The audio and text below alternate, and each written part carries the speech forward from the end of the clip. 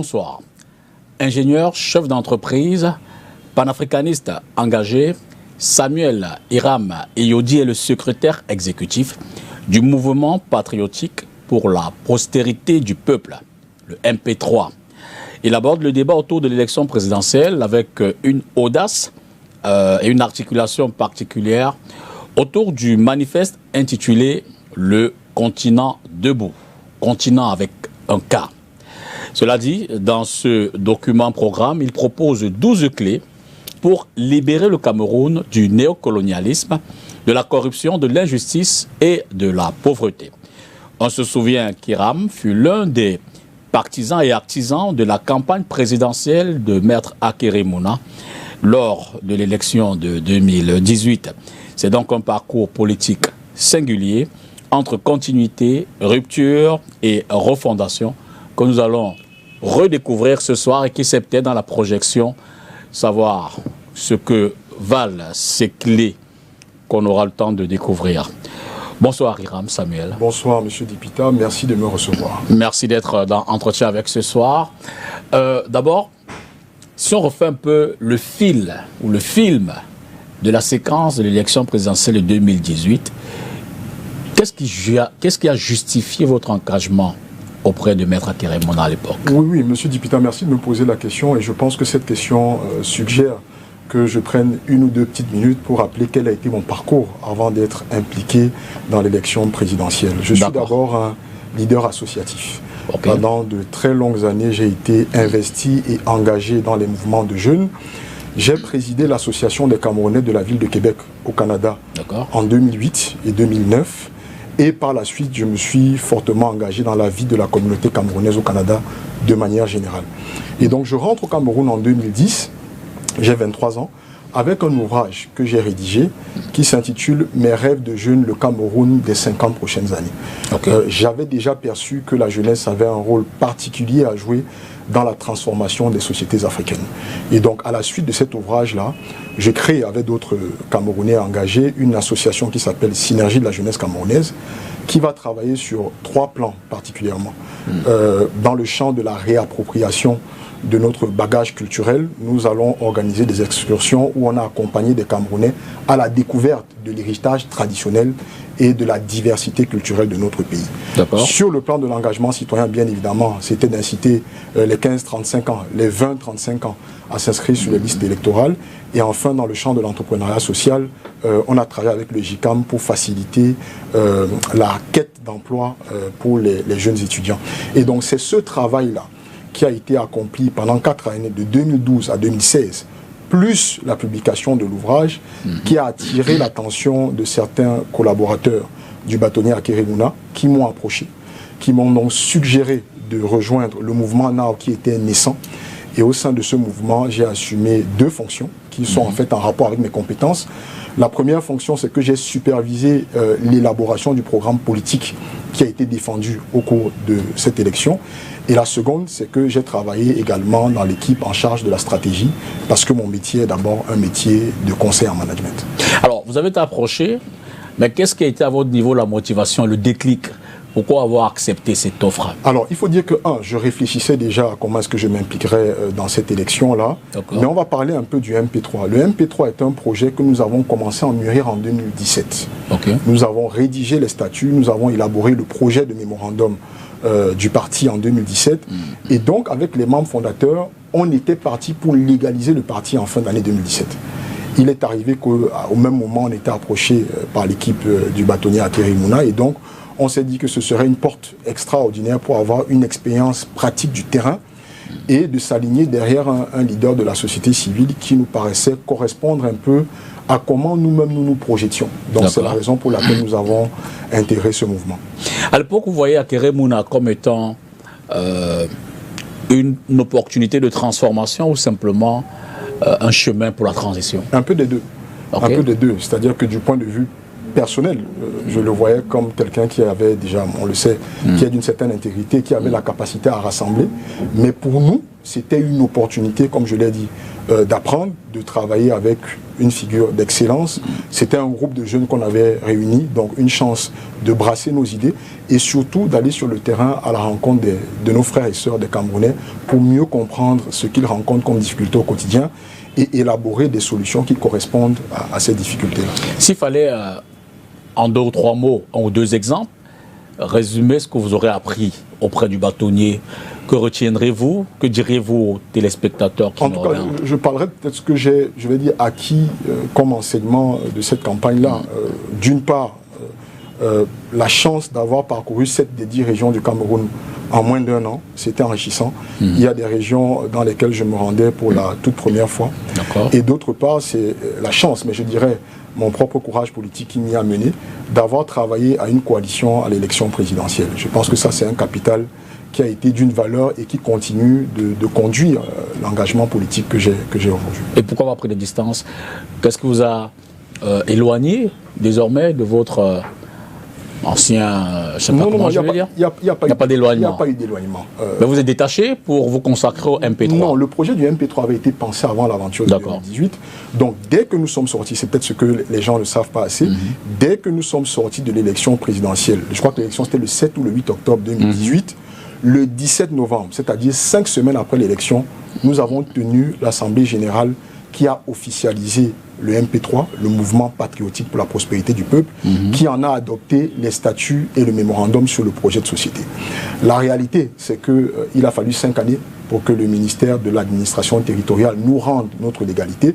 Et c'est pour ça qu'il pourrait apparaître pour certains qu'il s'agit d'une rupture ou d'un détachement. Non, nous avons simplement continué le chemin que nous avions engagé avec la conviction pour nous que le moment était venu de défendre dans l'arène politique une idéologie qui est centrée sur la puissance de l'Afrique, sur l'héritage de l'Afrique et sur nos valeurs.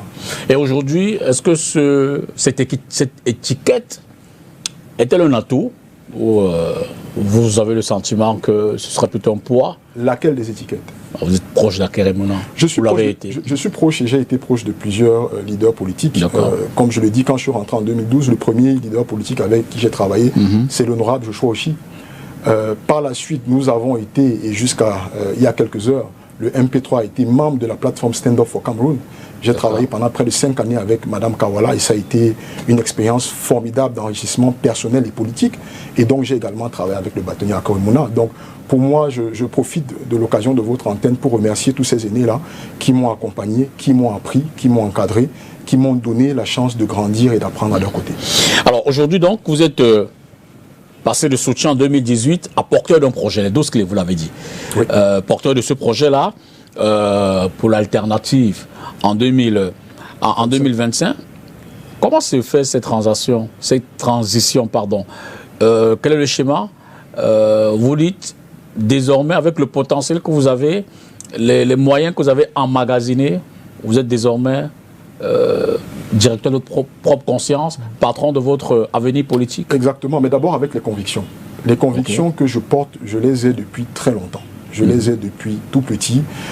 J'ai eu la chance, je vais dire, d'avoir été élevé au sein des leaders et des vrais leaders de l'UPC ancienne. Mes 2 grands-parents ont été très impliqués dans les luttes pour l'indépendance et par la suite les combats pour la libération du Cameroun, puisque ça a continué bien après les indépendances. Et donc j'ai toujours eu cette ambition-là d'être engagé dans le champ politique. Et l'essence même d'un parti politique, c'est d'aspirer à la conquête du pouvoir, parce que c'est quand on aura conquis le pouvoir qu'on sera à même de pouvoir implémenter notre projet de société. Donc le projet de société du MP3, comme je l'ai dit, qui est un projet centré sur l'Afrique, méritait pour nous d'être défendu dans l'arène politique. L'année dernière, en 2024, nous avons commencé à réfléchir sur comment est-ce que nous devions nous positionner par rapport à l'élection présidentielle. Nous avons donc synthétisé le mémorandum sur notre projet de société, qui est un document large de 60 pages, en un document de 2 pages, en fait une page recto verso, comme vous l'avez dit, qui s'intitule Le continent debout, 12 clés pour libérer le Cameroun en 2025. Nous avons donc synthétisé les 12 principales idées qui nous semblent prioritaires pour accomplir une transformation systémique de notre pays. Pour nous, c'était important d'amorcer cette phase de pré-campagne-là en expliquant clairement aux Camerounais qu'est-ce que nous voulons faire du Cameroun si il nous en donne les rênes. Allons-y donc dans la phase de l'explication. Vous l'avez dénommé l'afro-socio-libéralisme. Oui. En termes de contenu, de quoi est-il question? De quoi s'agit-il? Quelle est la perspective pour l'avenir, pour l'Afrique, pour le Cameroun? Alors, je vais dire que nous avons peut-être, je ne sais pas si je vais dire l'outrecuidance ou la force de penser que l'Afrique est un continent grand. L'Afrique est un continent qui est appelé à avoir un destin de lumière et qu'avec les nouveaux cycles qui bouleversent en fait l'ensemble de l'histoire de l'humanité, il est temps que l'Afrique reprenne sa place dans le leadership mondial. Et pour y parvenir, on a simplement regardé dans le passé, parce que la science naît d'abord de l'observation. On a regardé notre histoire et on s'est rendu compte que l'Afrique a eu dans le temps des empires et des royaumes qui ont perduré et qui ont dominé le monde. Ces royaumes étaient assis sur deux principes, je vais dire deux principes immatériels, la vérité et la justice. Les anciens Égyptiens disaient la Mahat. Moi, je suis originaire d'un peuple, le peuple Bassa, qui énonce sa tradition en disant Bok Kobani Kwang, ce qui veut dire la tradition antique et éternelle de vérité et de justice. Et donc, ces deux principes de vérité et de justice, dans la vie sociale, dans la vie courante de nos peuples, se traduisaient en deux principes. La justice sociale et la prospérité partagée. La justice sociale comme fondement et la prospérité partagée comme aspiration. Nous avons donc pris ces deux principes-là et c'est sur cette base que nous avons élaboré le projet de société du MP3. Et en fait, quand on aura le temps de décliner un peu quelques-unes des clés, vous verrez que chacune des clés a pour principe de répondre à ces deux questions. Est-ce que cette clé participe de la justice sociale et est-ce que cette clé aspire à la prospérité partagée, la prospérité des peuples et des populations camerounaises? Allons-y dans le décryptage des clés. La première clé, alors je ne les ai pas de mémoire dans l'ordre, mais la première clé, c'est une clé, et c'est la clé pivot, qui a trait à la gestion de l'argent des Camerounais. Nous estimons que le plus important dans le management des ressources publiques, c'est l'utilisation de l'argent des impôts des Camerounais. Et on peut observer que sur les dernières années, notre gouvernement n'a pas forcément fait preuve d'excellence et j'allais dire de probité morale dans la gestion des fonds. Le chef de l'État lui-même est le premier à critiquer son gouvernement. On a de nombreux ministres aujourd'hui empêtrés dans des affaires de détournement de fonds publics. Et donc nous avons deux mesures principales dans cette clé. La toute première, c'est de réduire la taille du gouvernement. Nous estimons que dans un pays de 30 millions d'habitants qui fait face à de nombreux défis structurels, avoir un gouvernement de 63 membres ne fait pas de sens. Donc le MP3 ramènera la taille du gouvernement de 63 à 20 membres. Et la deuxième des choses... Donc, la population évalue à 30 millions d'habitants, c'est réaliste. Ben, la France... On regarde des besoins, vous le dites, l'environnement socio-économique et même politique n'est pas forcément réluisante. S'il faut donc remettre le Cameroun sur les rails, 20 ministres. La France, il me semble, près de 70 millions d'habitants, et pourtant ils ont moins de 30 ministres. Je pense que l'appareil gouvernemental doit justement être constitué, non pas dans l'idée de remercier des leaders politiques qui ont obtenu des résultats électoraux, mais dans l'idée d'optimiser les ressources que les Camerounais mettent à notre disposition. Parce qu'il faut se rappeler que la définition de ministre, c'est serviteur. Nous sommes là pour servir le peuple camerounais. Et donc, un appareil optimal pour nous, avec 20 départements ministériels, permettrait suffisamment de répondre aux besoins que les Camerounais, aux problèmes que les Camerounais rencontrent au quotidien. Poursuivons avec les clés. Oui. La deuxième clé, alors, je ne sais pas si vous les avez, vous me permettrez de ne pas les citer. Non, allons-y au fur et à mesure que les idées vous reviennent. La deuxième clé a trait à l'éducation. Le système éducatif camerounais a été bâti pour répondre aux besoins et aux aspirations de la puissance coloniale. Je vais le dire comme ça, même si en réalité, le Cameroun n'a jamais été une colonie. Nous avons été un territoire sous tutelle, puis un territoire sous mandat. Et dans cette dynamique-là, le contenu de nos enseignements, autant que le calendrier des programmes scolaires, le calendrier de l'année scolaire, ont été calqués, d'une part, de manière à ce que nos ressources servent à alimenter les besoins de la France, et d'autre part, de manière à ce que les fonctionnaires de l'administration française qui étaient délégués chez nous, justement pour assumer la tutelle, puissent à une période précise avoir leurs vacances scolaires pour retrouver, leur famille. Donc nous avons deux propositions majeures dans ce sens. La première, c'est qu'une refonte totale des enseignements. Les enseignements, le contenu des enseignements doit être adapté à la réalité des ressources et des richesses que possède notre territoire. Et le Cameroun, qui est un pays en voie de développement, en tout cas, qui a une ambition d'industrialisation, ne peut pas continuer à avoir un contenu d'enseignement scolaire principalement axé sur les matières littéraires. Nous devons avoir une refonte et un axe principalement sur ce qu'on appelle vulgairement les STEM, les sciences, les technologies, l'ingénierie et les mathématiques. Et la deuxième sous-réforme, c'est la modification du calendrier. D'accord. L'éducation ou le système éducatif est fait pour servir l'économie. Et l'économie elle-même s'aligne très souvent sur les saisons climatiques. Tous les pays organisent leur calendrier scolaire de manière à ce que pendant les périodes chaudes, les enfants puissent exécuter les activités extrascolaires et bénéficier du beau temps pour tout ce qui est championnat de vacances, comme on le voit dans nos pays. Au Cameroun, les vacances scolaires ont lieu en saison des pluies. Ça ne fait aucun sens. Donc notre ambition est d'aligner le calendrier de l'année scolaire sur une période qui irait de janvier, la mi-janvier, jusqu'en fin septembre, début octobre, et de permettre à nos enfants d'avoir des activités récréatives pendant les périodes où le climat leur est favorable. D'accord. Ça, c'est la deuxième clé. J'espère que je n'en oublierai aucune. La troisième clé est liée au soutien aux familles.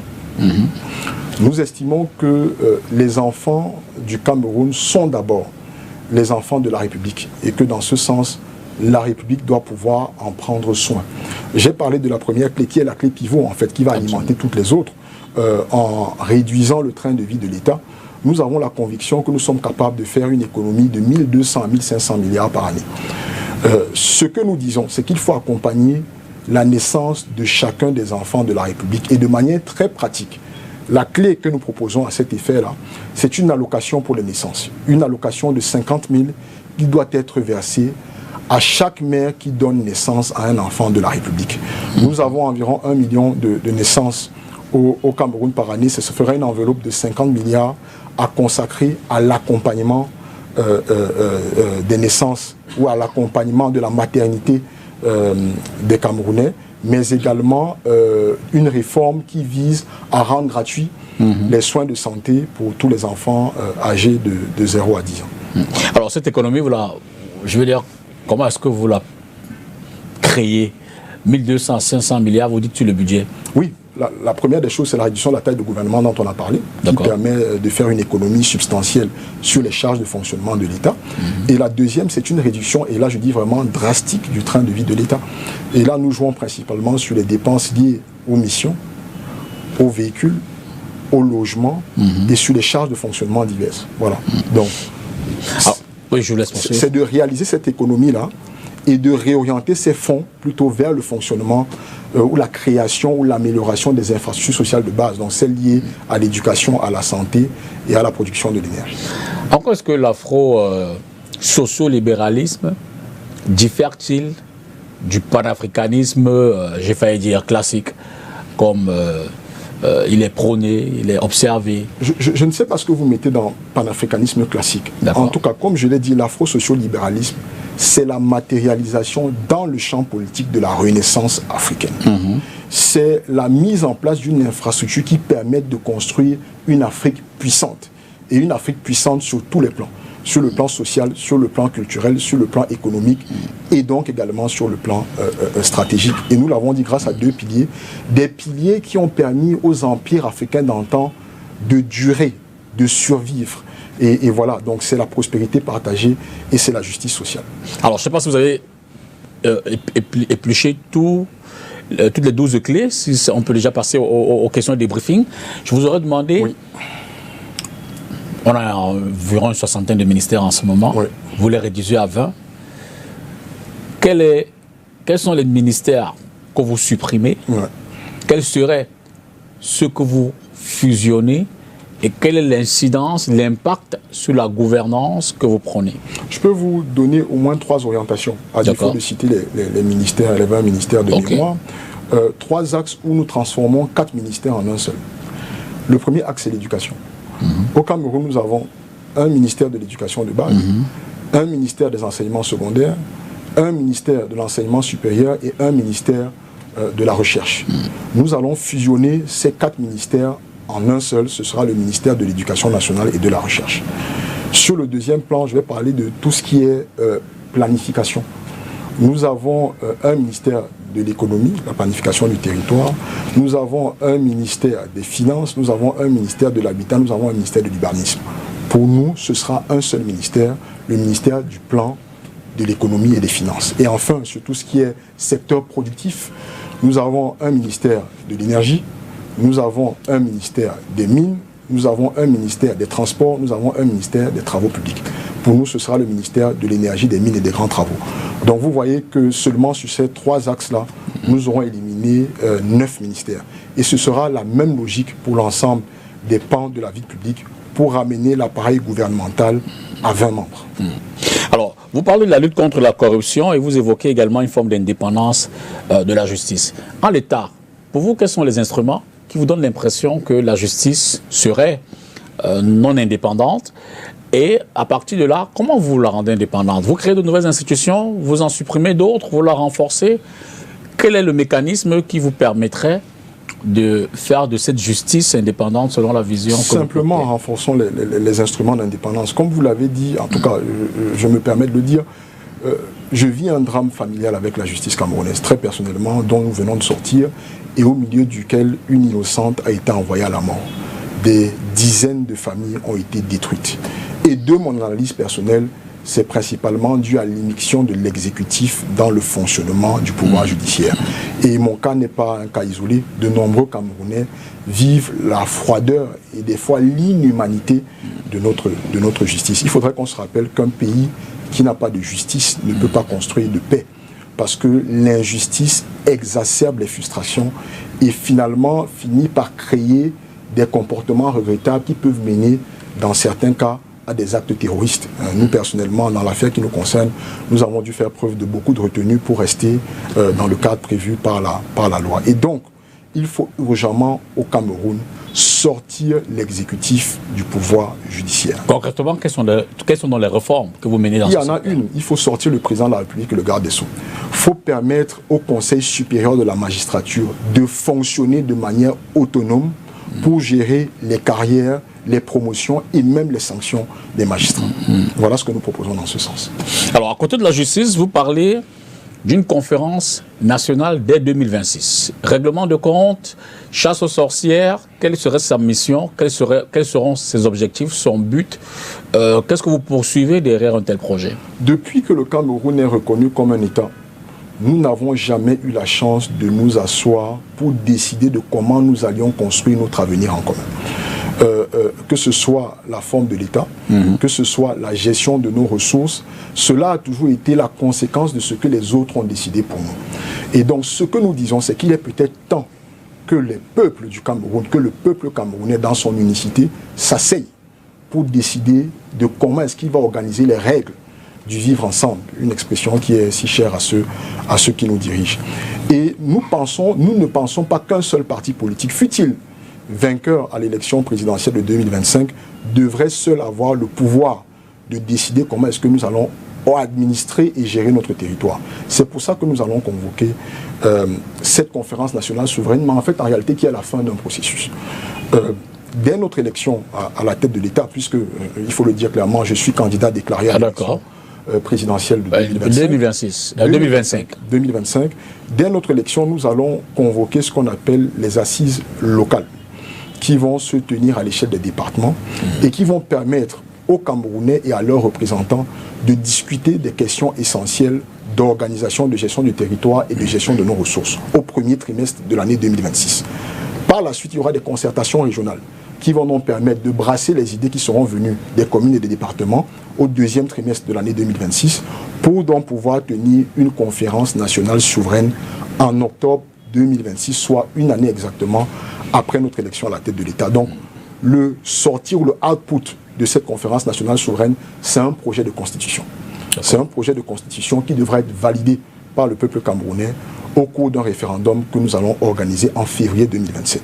Mais très précisément pour le MP3, parce que vous nous permettez de parler un peu de notre vision de la chose. Comme je vous l'ai dit, notre idéologie est centrée sur l'Afrique et sur l'observation de la nature.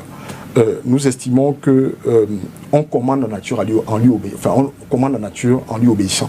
Et donc, en observant un peu comment est-ce que le territoire camerounais est organisé naturellement, nous constatons que nous avons 5 grandes zones climatiques et 4 ou 5 grandes aires culturelles.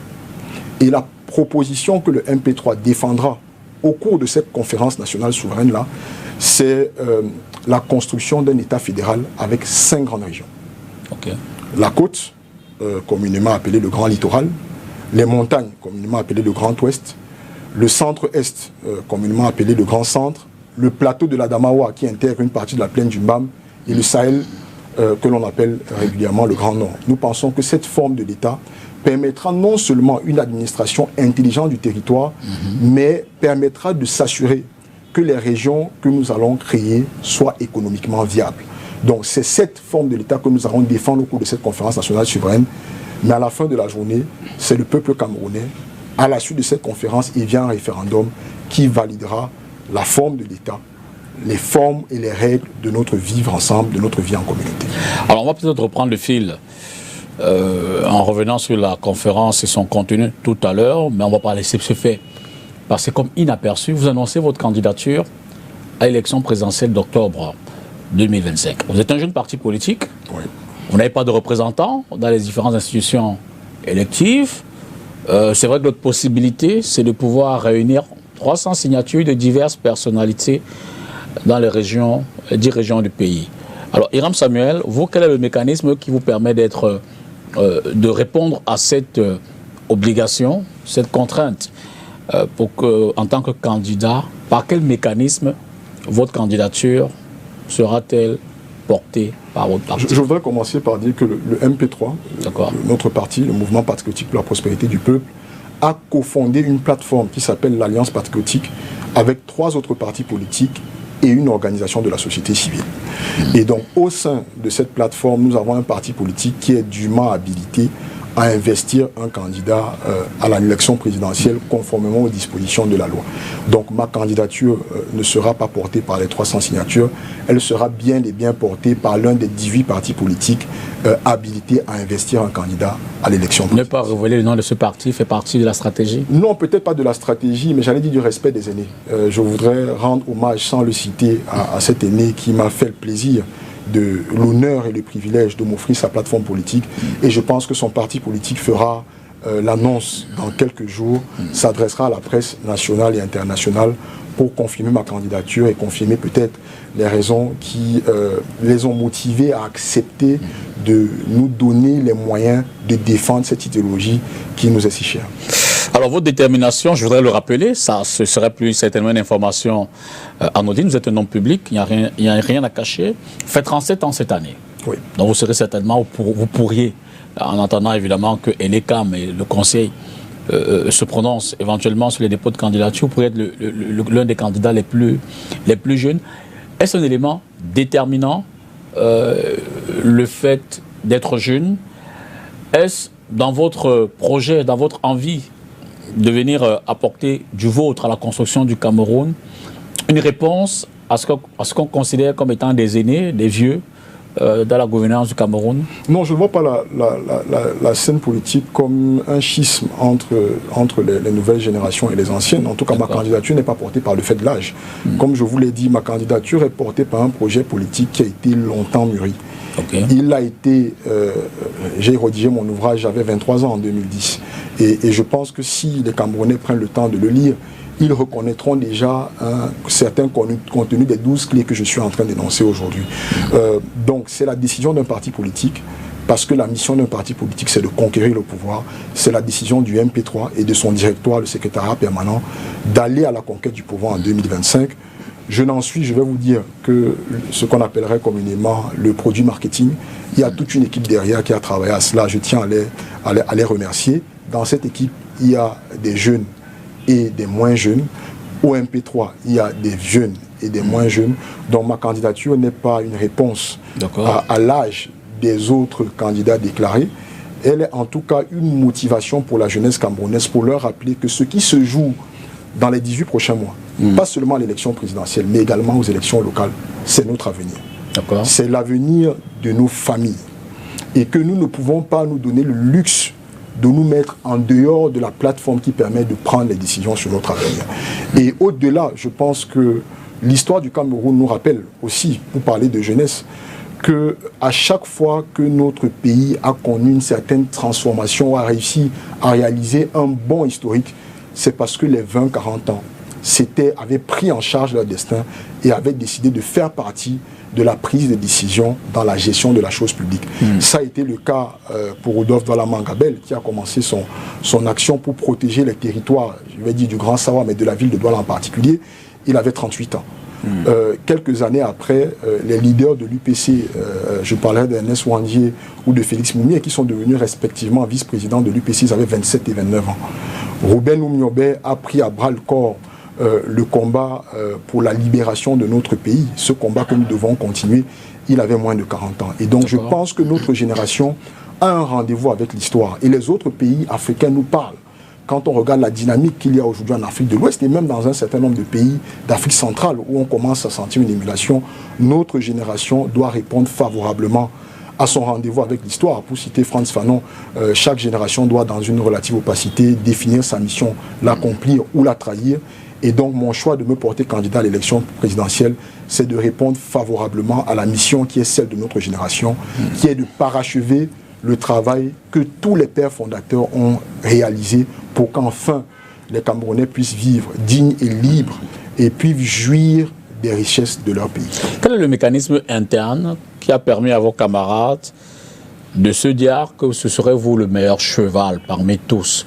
Comment est-ce que vous êtes arrivé à être désigné candidat de votre mouvement? Alors il y a deux choses. À l'interne, il y a une session extraordinaire du secrétariat permanent, parce que c'est cela l'organe du MP3. Vous l'avez dit, le MP3 est un parti politique qui est relativement jeune. Nous n'avons pas encore statutairement tous les organes prévus par nos statuts. Et donc le secrétariat permanent a siégé le mois dernier et m'a fait confiance, par le fait sans doute que je sois la tête du parti en tant que secrétaire exécutif, pour conduire ce projet de candidature à l'élection présidentielle. Mais ensuite, il a fallu avoir une discussion avec nos partis alliés. Et là, simplement, ça a été, j'allais dire, un échange cordial. Nous avons regardé les forces et les faiblesses des candidatures des différents responsables des partis politiques. Et très humblement, la confiance s'est portée sur ma personne. Alors, on sait que la période électorale, c'est souvent des périodes, j'ai fait dire, de récolte politique. On peut dire que ce n'est pas forcément tous ceux qui se portent candidats, tous ceux qui apparaissent dans l'espace public, dans le débat médiatique aussi, qui sont forcément ceux qui sont les plus sérieux. Quelle est la différence entre votre candidature, j'ai failli dire une de plus, et toutes les autres? Qu'est-ce qui peut déterminer l'électeur, le citoyen camerounais à se dire c'est une candidature sérieuse? Ce n'est pas quelqu'un qui vient lever les enchères, contrarier le gouvernement dans ses prises de position pour qu'à la dernière minute, il soit un soutien qui sait peut-être du président sortant. Il y a peu de chances que je sois, je préfère le dire très clairement, il y a très peu de chances que je sois un soutien du président sortant, non point que j'ai un problème avec lui, mais que je pense justement que quand vous lisez les 12 clés, ça ne correspond pas du tout à comment est-ce que le Cameroun est géré jusque-là. Donc je ne vois pas pourquoi est-ce qu'il me viendra à l'esprit une seule seconde finalement d'être le soutien de ceux qui, par la mauvaise qualité de leur gouvernance, mettent les Camerounais en difficulté comme nous le vivons au quotidien. Mais au moins deux éléments. Le premier élément, c'est l'idéologie. Et je ne voudrais pas parler des autres, je voulais parler de nous. La naissance du MP3 est assise sur la promotion et la défense d'une vision de la construction de la nation camerounaise et de l'unité africaine. C'est ce que nous défendons. Et si nous avons justement créé ce parti en 2018, après une réflexion qui avait été menée à partir de la fin de l'année 2016, c'est parce que dans le landerneau politique camerounais, nous ne retrouvions pas une formation politique qui défendait une idéologie allant dans le sens des valeurs auxquelles nous croyons. C'est pour ça que nous avons créé ce parti politique, parce que nous estimons que ce que nous défendons mérite de conduire les destinées de la nation camerounaise. Donc le premier élément sur lequel les Camerounais pourront nous faire confiance, au-delà de ma personne, c'est le projet. Le mémorandum sur notre projet de société est disponible sur notre site internet. Le manifeste Le Continent Debout est disponible gratuitement en ligne. Donc en prenant connaissance, on saura exactement ce que l'on défend pour la construction de notre pays. Et la deuxième des choses, c'est le candidat. vous l'avez dit, je suis un homme public. Je pense que l'on peut, en portant un petit peu d'attention, regarder ce que j'ai fait dans le champ associatif, regarder ce que j'ai fait dans le champ professionnel, regarder ce que j'ai fait dans le champ politique depuis que j'y suis. Je défends une idéologie qui correspond à ce que je suis, simplement à ce que je suis, un Africain décomplexé qui a à cœur de voir l'Afrique retrouver sa place au sommet du monde, simplement cela. Et dans ma vie, c'est ce que j'ai toujours défendu, c'est ce que j'ai défendu dans la vie associative, dans la vie militante, c'est ce que je défends dans le champ politique. Enfin, je pense que la psychologie ou la répartition même de l'électorat camerounais permettra qu'un certain nombre d'entre eux se reconnaissent en moi. Parce que j'ai la chance d'être un entrepreneur, d'être un débrouillard, de vivre au quotidien les difficultés d'accès à l'énergie, de vivre au quotidien la pression des impôts, la pression des douanes, de devoir manager des employés chaque mois sans savoir des fois comment est-ce que vous allez leur payer le salaire le 27 ou le 28 du mois. Donc je pense que je connais et je comprends ce que la majorité des Camerounais traversent au quotidien et que dans l'offre politique que nous avons les solutions. Enfin, je suis un homme déterminé, je suis un homme de conviction, je prends mon courage, vous savez les risques que l'on prend en investissant le champ politique dans nos pays africains, ce n'est pas pour venir apporter mon soutien à ceux qui nous ont fait tant de mal et tant de peine. L'ambiance préélectorale actuelle est aux concertations, aux coalitions, au rassemblement des différents partis politiques, notamment dans tout ce qui apparaît comme étant parti de l'opposition aux sociétés civiles. Vous dites que vous avez déjà autour de vous 3 partis politiques qui accompagnent votre positionnement idéologique, mais également surtout votre candidature. Est-ce que parmi ces partis, il y a des partis classiques? Alors, je me ferais, le devoir de secret de ne pas révéler les partis politiques parce que certains d'entre eux doivent officialiser leurs décisions. Il y en a un qui est en congrès exécutif dans quelques jours. D'accord. Donc je ne sais pas à quel niveau les militants sont informés. Mais je veux dire que sur le principe de la coalition, c'est une idée qui m'est chère. Okay. C'est une idée qui m'est chère et je pense, sans le cacher, que c'est une idée qui a failli me coûter ma carrière politique. Comment cela? Dans une élection à un tour, effectivement, la question de la candidature consensuelle de l'opposition peut être un atout pour la victoire. Surtout quand on regarde comment est-ce que les intentions de vote ou bien le rapport de force est réparti entre les différents acteurs. C'est ce que nous avons fait en 2018. En 2018, nous avons pris le temps, dans l'équipe à laquelle j'appartenais, de regarder à peu près à l'ouverture de la campagne, 2 semaines avant l'élection, les différentes forces en présence et leur dynamique. Et nous avions compris à ce moment-là qu'il n'y avait aucun acteur qui avait suffisamment créé de l'adhésion autour de lui pour renverser le régime en place. Et donc, qu'il fallait rapidement aller vers une candidature consensuelle de l'opposition. Et les jeunes, parce que là, par contre, il y a eu une opposition entre les jeunes et les moins jeunes. Les jeunes qui constituaient travaillaient dans cet appareil-là avaient très vite compris cette nécessité. Nous avons donc bataillé pendant près d'1 semaine pour parvenir à une coalition. Elle n'a pas été celle que l'on souhaitait, elle n'a pas été aussi large qu'on l'aurait souhaité, mais je me permets de le dire sur votre plateau, pour ceux qui ont appartenu au mouvement NA ou à la plateforme pour une nouvelle république, ce n'est pas un secret. Quand 3 jours avant l'élection, je vais sur une chaîne concurrente annoncer que cette coalition est signée, elle ne l'est pas encore. Et en fait, j'ai un peu forcé la main à un certain nombre de collaborateurs du candidat, parce que je pense que lui-même était favorable, mais un certain nombre de collaborateurs du candidat pour aller vers la signature de cette coalition-là. Donc je suis profondément attaché à cela, dans la dynamique dans laquelle je le suis également. Ce que je dis par contre, ce que nous disons au MP3, et c'est très important, c'est que la coalition à l'élection présidentielle ne doit pas être une coalition de personnes. Elle doit être une coalition de projets. Moi, j'ai reçu le mandat du MP3 pour aller porter un projet à l'élection présidentielle. Ce n'est donc que sur la base de ce projet-là que nous allons engager et que nous avons engagé des discussions avec d'autres formations politiques. Donc, pour celles qui verront une certaine cohérence et une certaine ressemblance dans les 12 clés que nous défendons, il ne fait aucun doute que nous pourrons aller vers la construction d'une force commune pour défendre ce projet-là à l'élection présidentielle de 2025. Dans le cadre d'un échange avec d'autres partis politiques en vue de créer une coalition contre le président sortant, jusqu'où pourriez-vous aller, vous irez jusqu'à sacrifier votre candidature ou ce serait Moi d'abord et les autres après. Non, Monsieur Dipita, si j'ai poussé un candidat à sacrifier sa candidature, si j'ai encouragé un candidat à sacrifier sa candidature en 2018, pourquoi je ne le ferais pas en 2018? Moi, je pose la question parce que c'est pas évident. Non, je voudrais vous rassurer. Je sais prendre la mesure des choses de formation et peut-être c'est ce qui me différencie un peu des profils des autres candidats. De formation, je suis un manager. Je suis un consultant en management. J'ai accompagné des États, j'ai accompagné des organisations publiques, j'ai accompagné des entreprises industrielles. Je sais être froid face à la prise de décision. Et la décision d'être candidat à l'élection présidentielle est une décision froide que nous avons prise en connaissance de tous les enjeux, de toutes les opportunités et de toutes les possibilités. Donc s'il le faut, une fois de plus, si la position que nous avons sur la souveraineté monétaire de notre pays, la position que nous avons sur la réduction du train de vie de l'État, la position que nous avons sur la préservation de nos matières premières pour doper notre industrie, la position que nous avons sur les rapports avec la diaspora camerounaise, la question de la double nationalité, la position que nous avons sur la gestion de notre territoire, la forme de l'État. Si sur ces questions-là, nous nous retrouvons avec un candidat et qu'il nous apparaît clairement qu'en termes de rapport de force, il a un bénéfice plus élevé que nous, je prendrai la décision de me retirer pour le soutenir. Mais pour le moment, place est à la confrontation des idées, des programmes, et nous devons nous battre pour que le projet que nous défendons soit celui qui remporte l'adhésion auprès des Camerounais.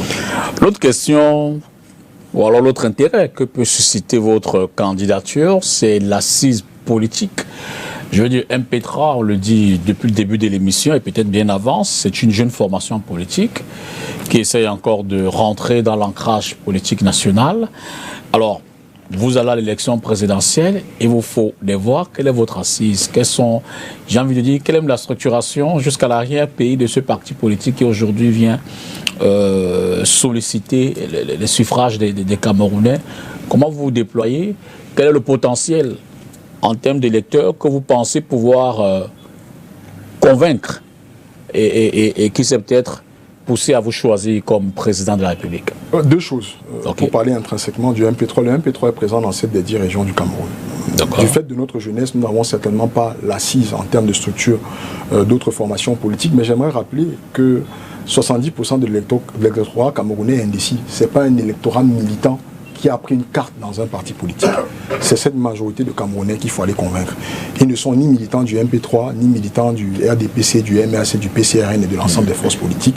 Ce sont des Camerounais qui observent notre quotidien, qui observent les propositions, qui écoutent.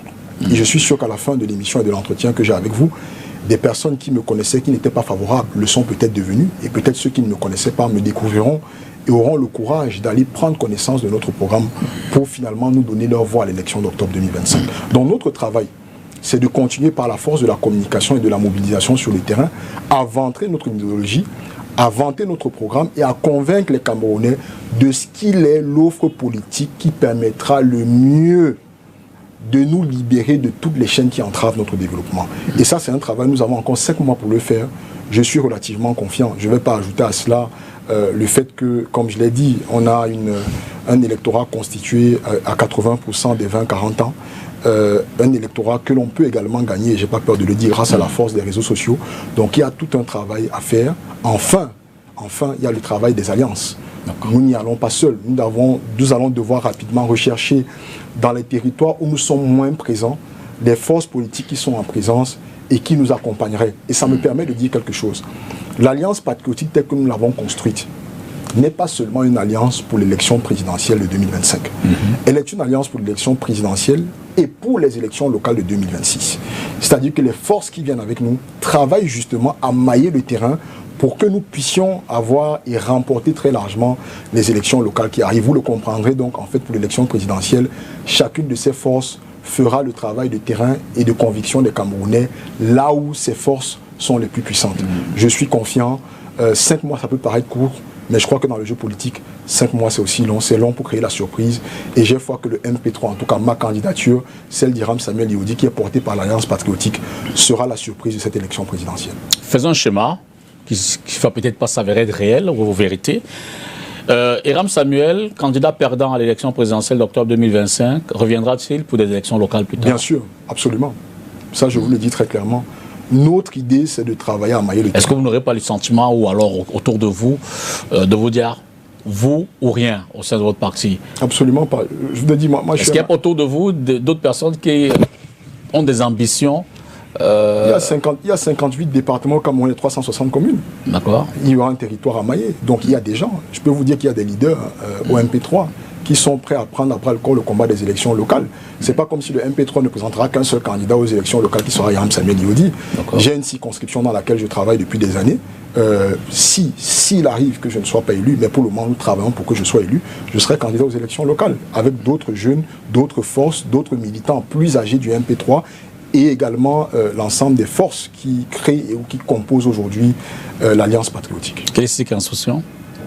Laquelle est circonscription? Voilà, deuxième à Newbel. Je suis un fils et un petit-fils de Newbel, un arrondissement qui est autant le Cameroun et l'Afrique en miniature, autant cet arrondissement est le Cameroun en miniature. Je suis fier d'y avoir appris les valeurs de travail, d'abnégation, de détermination, et je pense que ce projet, je dois le dire, est né à Douala deuxième, il est né à Newbel, et donc je remercie tous les Newbelois qui m'écoutent ce soir et qui m'ont fait confiance. L'autre enjeu de cette élection n'est pas des moindres, c'est la capacité de mobilisation financière. D'abord, l'un des critères pour présenter sa candidature, c'est le dépôt d'une caution de 30 millions de francs CFA. Je ne vous apprends rien, vous le savez. Mais surtout cet autre élément de déploiement en termes de campagne électorale, le déploiement financier important. Ceux qui ont l'expérience de ces élections parlent de plus du milliard de francs CFA.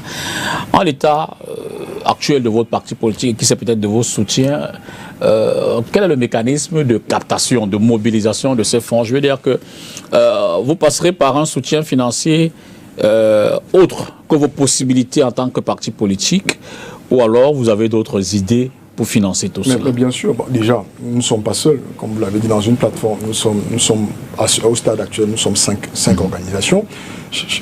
Pardon, excusez-moi, chacune d'elles va contribuer à son niveau à la constitution, je vais le dire comme ça, de notre trésor de guerre. Mais deux choses l'une. La première, c'est que les membres du MP3, les militants du MP3 cotisent, contribuent à la vie, à l'animation du parti depuis 1 an et demi. Ils seront la première ressource que nous allons mobiliser dans le cadre de cette élection présidentielle.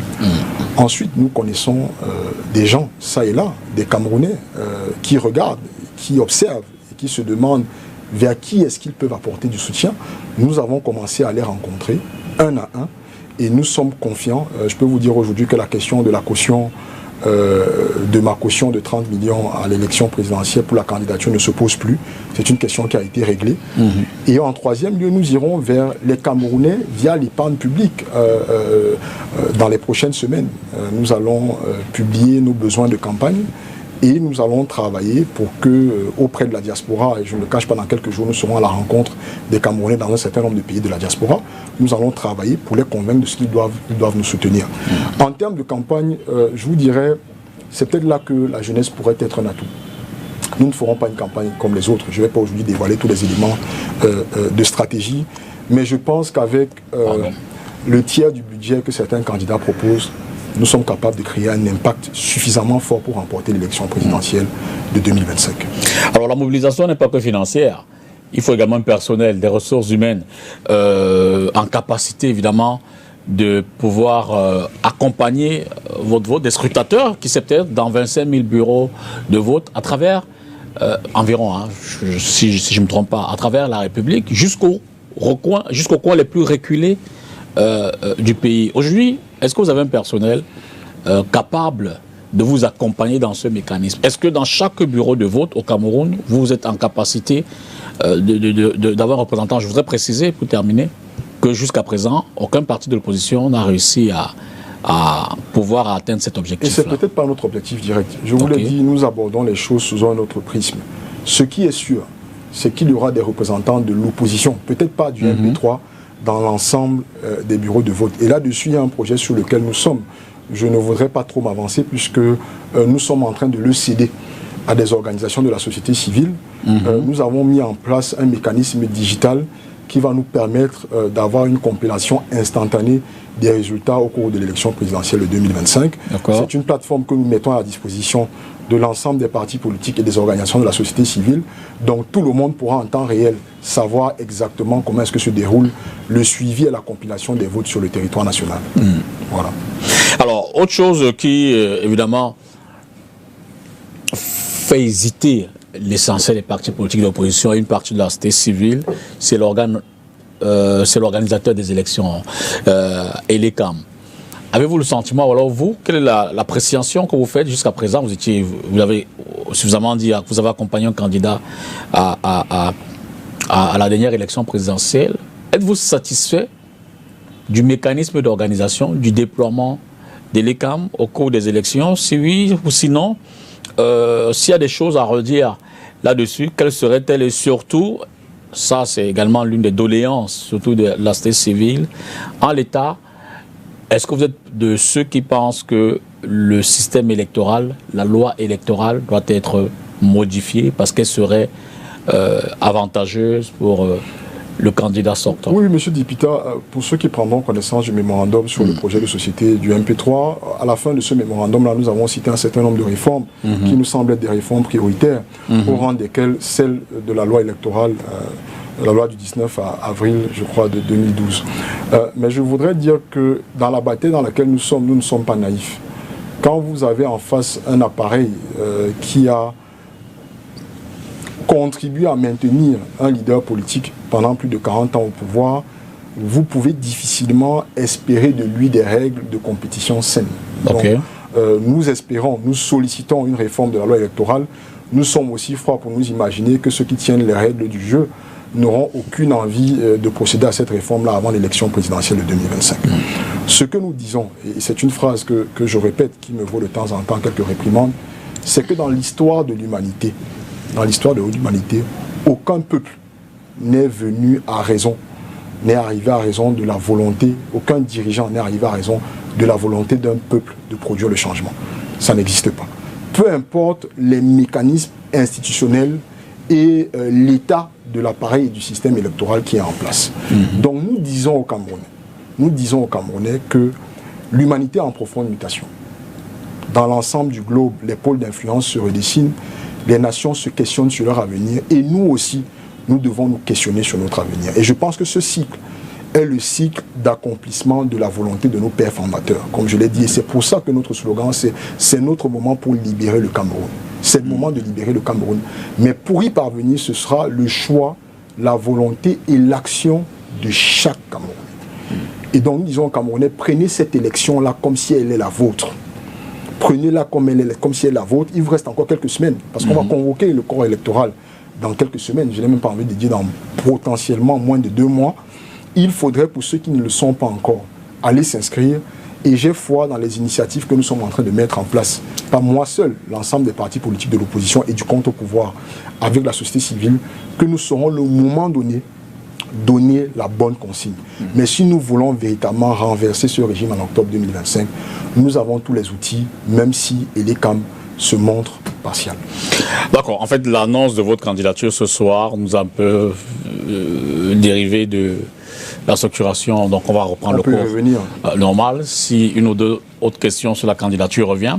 Donc, poursuivons avec les 12 clés, ce qui est en réalité le résumé, vous l'avez dit, de votre programme de gouvernance. Vous proposez une allocation universelle dès la naissance et la gratuité des soins pédiatriques.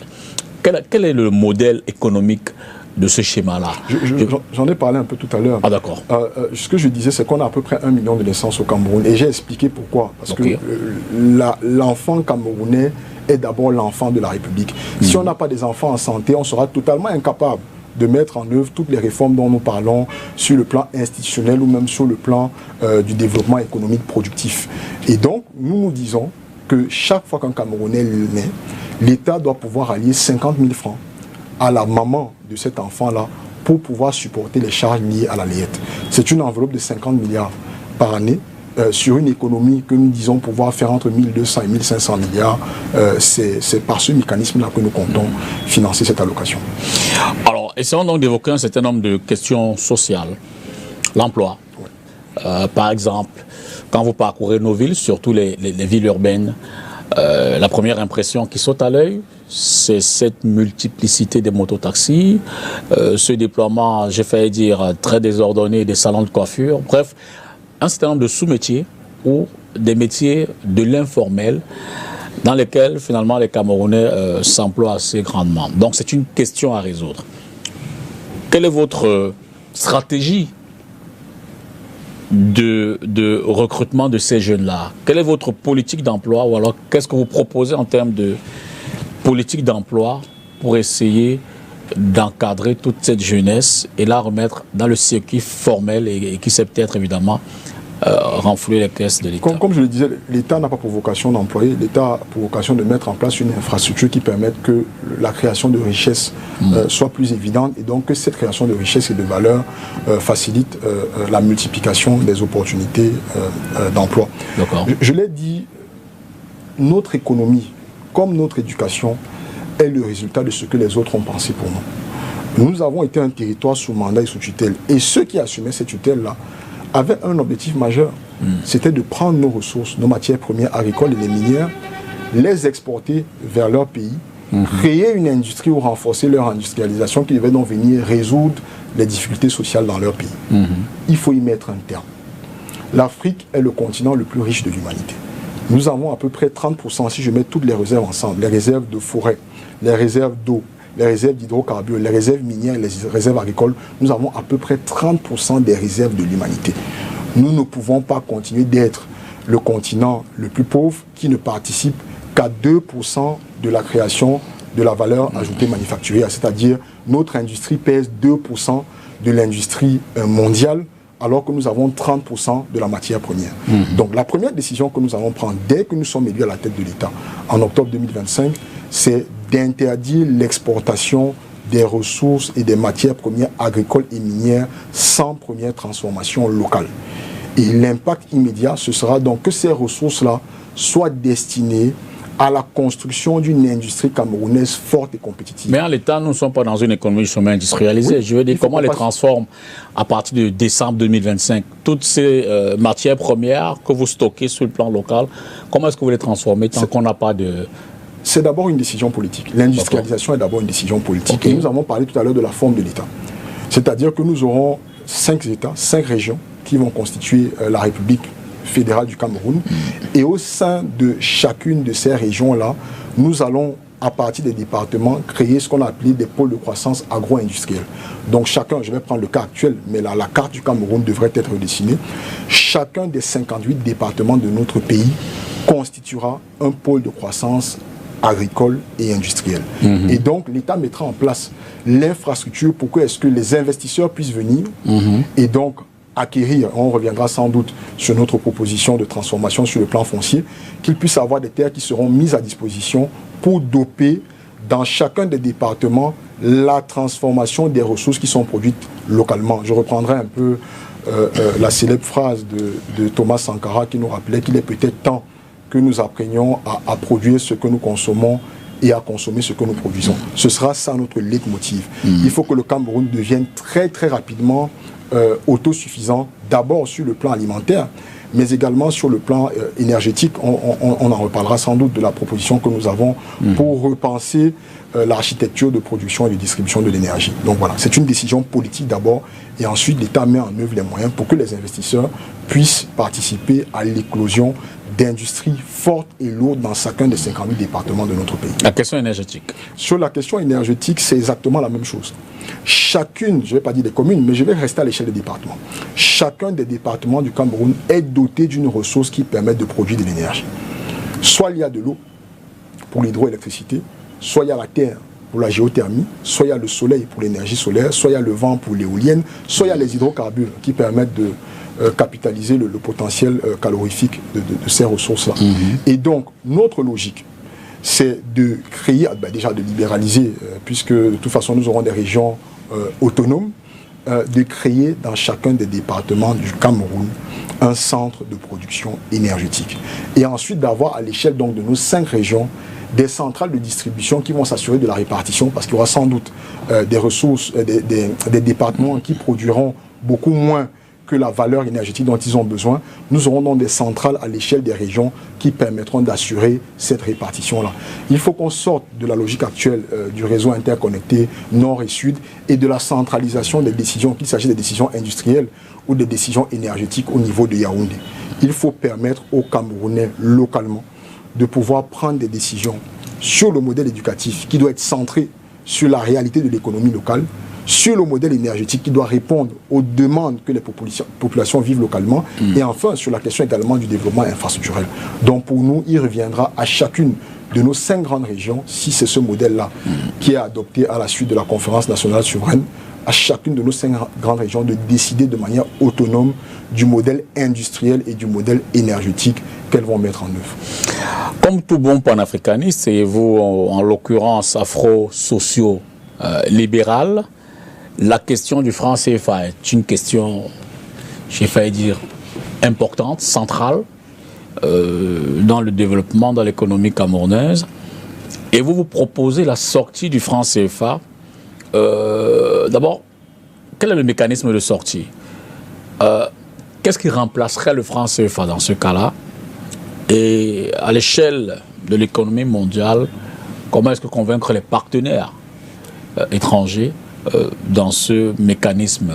Il y a 2 choses. Je pense qu'il faut d'abord rappeler que la monnaie est un instrument de souveraineté et de pilotage d'une économie.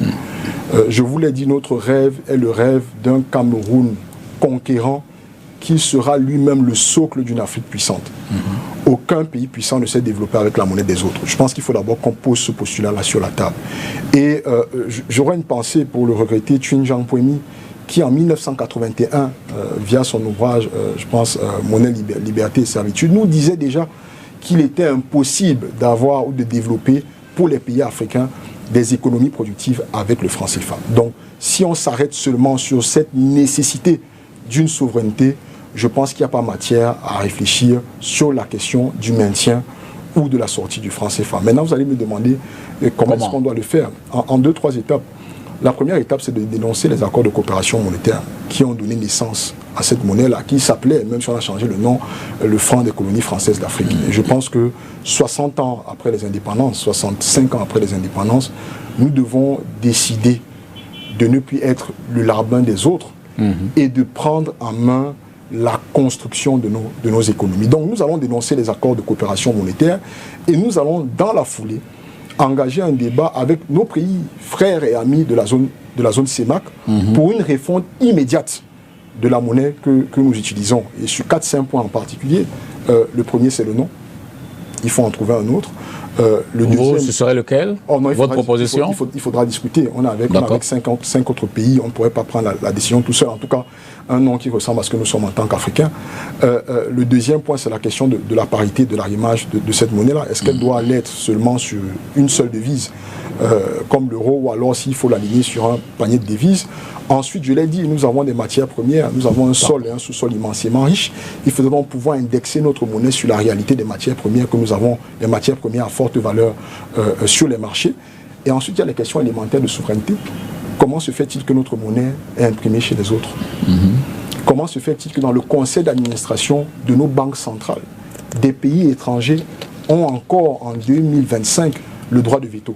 Donc ça, ce sont des réformes que nous allons devoir mettre en œuvre immédiatement et ensuite donc engager un travail pour pouvoir construire notre idéal, c'est qu'on ait un marché panafricain commun et donc une monnaie panafricaine commune, une langue panafricaine commune, mais en attendant, il faut tout de suite dénoncer les accords de coopération monétaire et engager immédiatement, et nous le ferons dès le mois de novembre 2025, engager une réforme de cette monnaie-là qui ne correspond plus aux aspirations des peuples africains.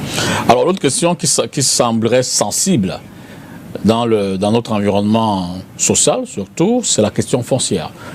D'ailleurs au quotidien, on vit un peu en termes d'actualité toutes ces problématiques entre annulation de titres fonciers, bataille judiciaire entre privés sur des questions de ces questions foncières. Vous, quelle est la proposition sur le foncier que vous portez? Parce qu'évidemment, il y a des questions de développement et tout le reste. Comme je l'ai dit, monsieur Dipita, pour comprendre le foncier, je pense qu'il faut d'abord qu'on s'accorde sur la conception que nous avons de la vie. Et je pense que c'est ça le principal problème. Je veux mieux comprendre. Le Cameroun, l'Afrique en général, est la conséquence des décisions des autres. Donc nous sommes embarqués, malgré nous, dans un système économique ultra-capitaliste, derrière lequel nous passons le temps à courir. Quand on regarde comment est-ce que les empires africains avaient construit leur force, on revient une fois de plus à nos deux boussoles, la justice sociale et la prospérité partagée. Et dans la conception africaine, la terre n'est pas la possession de quelqu'un. C'est vrai que nous vivons avec des nations impérialistes qui sont en train de faire des essais pour aller sur Mars. On trouvera donc une planète que l'univers a fabriquée parce qu'on aurait planté son drapeau dessus. Subitement, cette terre-là nous appartiendrait.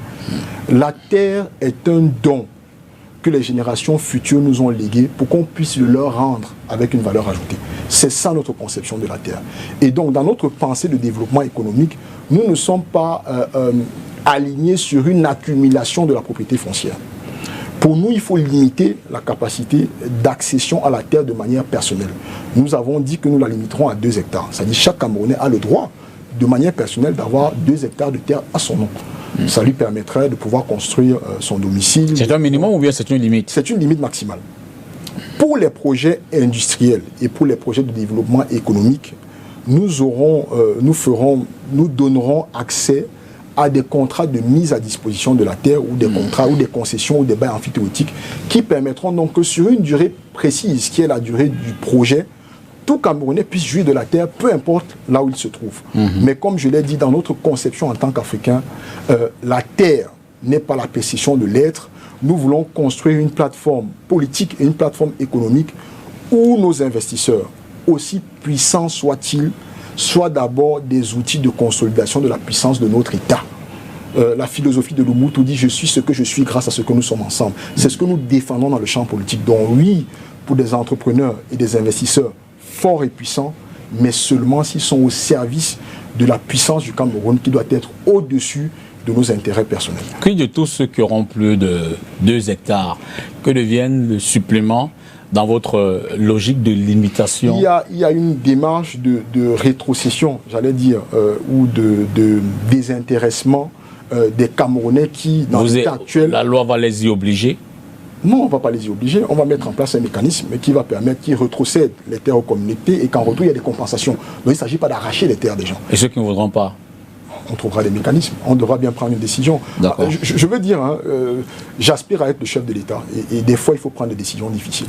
La question est de savoir qu'est-ce qui compte le plus. Et pour nous et pour moi, ce qui compte le plus, c'est l'avenir des Camerounais et la consolidation de la puissance de notre pays. Voilà, on ne peut pas continuer à avoir un pays où une seule personne a à son nom propre des centaines de milliers d'hectares. Ça ne fait pas de sens, ça ne correspond pas à la philosophie africaine du développement en laquelle je crois. Mais je veux le dire, je veux rassurer les investisseurs, nous mettrons en place l'architecture qui permettra que de manière saine et sécure, ils puissent investir, tirer les profits de la terre et en retour, grâce à cette richesse qu'ils auront créée là, contribuer à l'émancipation des populations camerounaises. Vous me direz si vous partagez ce point de vue. Beaucoup d'acteurs politiques et de la société civile pensent qu'en ce moment, l'environnement politique semble tendu. Évidemment, sur les questions d'organisation des élections, mais également il y a cette problématique du discours haineux qui dérive très facilement vers les questions tribales, les guéguerres sur les réseaux sociaux, un verbe souvent plus haut que l'autre, et même les intellectuels, dans les débats médiatiques, sont des schémas qui reviennent assez souvent. Quel garde-fou entrevoyez-vous mettre en place comme dispositif qui c'est peut-être pour encadrer tout cela? Tous ceux qui ont le discours haineux vont-ils en prison? Tous ceux qui s'acharnent assez violemment sur les réseaux sociaux, qu'est-ce qu'on en fait? Il y a déjà une loi, je pense, qui a été prise un peu plus récemment sur les questions liées au discours de haine, particulièrement au discours tribaux. Moi, je pense qu'il y a une responsabilité qui est d'abord la nôtre. Quand je dis la nôtre collective, à nous tous. D'accord. Nous avons décidé de transformer la plateforme politique en un affrontement entre les clans. Je ne vais pas dire entre les fan clubs, mais c'est un peu ce que c'est devenu. Nous sommes sortis de la nécessité d'avoir un échange basé sur les idées. Et donc, dans ce type d'échange-là, chacun a envie d'expliquer que le leader politique qu'il supporte est le plus beau, le plus intelligent, le mieux indiqué pour conduire les destinées de la nation camerounaise, sans souvent prendre la peine d'expliquer le pourquoi. Donc notre responsabilité, et c'est aussi l'une des raisons pour lesquelles le MP3 a été créé en 2018, notre responsabilité c'est de ramener la plateforme politique à un débat d'idées. Comment est-ce que nous voulons construire la nation camerounaise? Comment est-ce que nous voulons vivre ensemble sur ce territoire? Comment est-ce que nous voulons utiliser l'argent public? Comment est-ce que nous voulons gérer nos ressources pour qu'elles profitent à tous et pas seulement à quelques-uns qui multiplient l'acquisition des Prado et des Land Cruiser, mais que l'argent du Cameroun bénéficie vraiment à tous les Camerounais, permettre d'avoir moins de trous sur nos routes qui tuent des milliers de personnes chaque mois, permettre d'avoir une fourniture saine d'électricité pour développer notre industrie. C'est ces questions-là qui doivent revenir au cœur du débat public. À ce moment-là, on sera moins enclin à aller vers des propos de violence, comme je l'ai toujours dit, qui n'honorent pas notre pays et qui n'honorent pas la manière de faire la politique chez nous. Et sur les questions, je l'ai dit tout à l'heure, sur les questions tribales, cette mobilisation des acteurs autour de cette question ne vous pousse-t-elle pas à qui sait peut-être mener une réflexion dans le cadre d'une dynamique qui permettrait à nos communautés... Oui, je vous laisse poursuivre. Le tribalisme peut venir de deux choses. D'accord. La peur et l'ignorance. Ok. On a peur de ce qu'on ne connaît pas, on a peur de ce qui est différent, mais bien souvent c'est l'ignorance. Moi je vous l'ai dit, je suis, de par mon père, je suis ambassadeur de la Sanaga maritime, de par ma mère, je suis un Goumba du département de l'océan, mais je suis d'abord un Camerounais parce que j'ai eu la chance de grandir, comme on dit, entre les mains des pères de la tradition, qui m'ont amené à comprendre l'essence même qui fonde nos peuples. Et quand vous retournez à cette essence-là, vous ne voyez plus beaucoup de différence entre les peuples du Cameroun. Et donc, vous ne pouvez plus être, j'allais dire, obsédé par une sorte de discours de supériorité basé sur l'ethnie. J'en ai parlé un tout petit peu tout à l'heure, avec le travail qu'on a accompli avec la SJC. Nous, on a parcouru les régions du Cameroun. Et quand je suis allé, j'ai eu le privilège d'échanger avec Sa Majesté le Sultan Njoya de regretter mémoire, le père du sultan actuel, et qu'il m'a expliqué la signification des armoiries qui figurent sur le pagne traditionnel des peuples Banou, j'ai reconnu exactement les mêmes symboles dont me parlait mon grand-père avant qu'il ne décède. Donc le tribalisme est une question d'ignorance. Moi je suis un Camerounais, je crois que la nation camerounaise n'est pas un hasard. Et c'est ce que nous croyons à MP3. Nous pensons que dans cette phase de mutation, de transformation, de réflexion sur l'avenir de l'humanité, l'Afrique en général et le Cameroun en particulier peut être une solution. Et le fait que sur ce territoire, on ait l'immensité de cette diversité, de cette richesse, doit nous pousser à créer ce qui va être le nouveau modèle de la culture planétaire. Mais c'est grâce à la contribution de chacun de nos groupes ethno-linguistiques, c'est grâce à la fusion de nos différences. Donc que j'aille à l'ouest, que j'aille dans la Damawa, que j'aille dans le centre-sud, à chaque fois que je regarde un Camerounais et que l'on a l'opportunité de discuter, je sais me reconnaître en lui. Et c'est ce à quoi je vais appeler les Camerounais. Surpassons la peur et ayons le courage de reconnaître l'autre en nous. Parce que cette nation-là, elle a appelé à être une nation de grandeur. Et on ne peut le faire si on continue à être emprisonné par des petits débats de différences tribales. Il n'y a pas de différence entre les peuples du Cameroun, nous sommes un seul peuple. Vous l'avez rappelé, il y a une loi, mais la question persiste. Pour vous, c'est la non-application de la loi ou faudrait-il encore la vicier davantage? Auriez-vous d'autres propositions pour aller au-delà et véritablement qui sait peut-être... à défaut d'éradiquer complètement le phénomène? Je ne poserai pas le problème du côté de la loi, je poserai le problème du côté de l'éducation. Je vous ai dit que les deux principales sources que j'identifie comme étant à l'origine de cette situation, c'est d'une part la peur et d'autre part l'ignorance. On a parlé tout à l'heure du contenu de nos enseignements. Qu'est-ce que l'histoire nous apprend de nous-mêmes? Qu'est-ce que l'histoire nous apprend de nous-mêmes? Moi, le peu que j'ai appris de ce que je suis en tant qu'être africain, je l'ai appris parce que j'ai eu le privilège d'être le fils d'un porteur de tradition et tous les autres. Il faut donc refonder complètement le contenu de notre éducation pour qu'on apprenne aux Camerounais qu'est-ce que le Cameroun, qu'est-ce que cette terre sur laquelle on vit, quelle est l'origine de nos différents peuples, comment est-ce que nous avons été construits par une succession de divisions, mais aussi d'unions et de mariages. Voilà, quand je vais chez mes frères Bana dans le Honkam et que l'on m'explique un peu quels sont les rites d'initiation du chef supérieur, je ne vois en rien une différence avec ceux d'intronisation d'un Bombok dans le pays Bassa. Donc il faut que le système éducatif apprenne aux Camerounais qu'est-ce que le Cameroun, qu'est-ce que nous sommes et qu'est-ce que nous devons aspirer à devenir. Si c'est fait dès le bas âge, on n'aura pas besoin de l'application d'une loi pour qu'on se connaisse mieux, qu'on s'aime mieux, qu'on fraternise et qu'on apprenne à vivre ensemble. La question en ce moment de la publication de la liste électorale, j'ai envie de dire, divise. Il est comme qui est dans son confort, dans sa position, qui a d'ailleurs fait face à l'un des partis politiques devant les tribunaux, qui a eu gain de cause d'ailleurs. Vous, quelle est votre position? Faudrait-il intégralement publiée, comme le dit la loi d'ailleurs, hein? La liste des 8 millions de Camerounais. Je pense que la réponse est dans votre question. Je ne sais pas. Comme le dit la loi, elle doit être publiée. Mais je veux vous l'entendre dire. Non, et je le redis, il faut appliquer la loi. Il faut appliquer la loi. C'est d'abord une question de transparence à la veille d'une élection présidentielle, une élection cruciale. C'est aussi une question de consolidation de la confiance que les Camerounais ont en leur appareil électoral. Donc il ne peut y avoir deux réponses à cette question-là. Il faut publier la liste intégrale des Camerounais inscrits sur la liste électorale.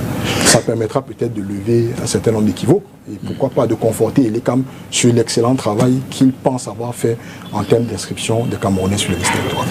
Et dans le cas contraire, si Elecam persistait à ne pas publier? Moi je l'ai dit, hein, nous allons à l'élection présidentielle de 2025 conscients que l'appareil et le système électoral ne sera pas en notre faveur. Nous comptons. Vous préparez déjà les esprits à une éventuelle défaite? Nous comptons sur... Non, au contraire, je prépare les esprits à une victoire, mais à une victoire qui sera construite grâce à la force et la détermination du peuple camerounais. Cette même force et cette même détermination, et je le redis, qui a conduit Douala Mangabel, qui a conduit les leaders de l'UPC, qui a animé nos pères, ceux qui ont combattu au début des années 90 pour que ce cadre démocratique soit mis en œuvre, ce cadre démocratique qui a été sans cesse violé.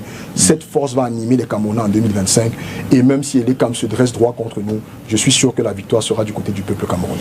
Vous, candidat perdant, vous faites le contentieux post-électoral, jusqu'où pourrez-vous aller? Mobilisation de vos militants, vos électeurs pour une revendication qui sait peut-être d'une éventuelle victoire. Vous savez, l'une des leçons que j'ai appris un peu dans le management après avoir fait l'ingénierie, c'est qu'il faut professer ce à quoi on croit.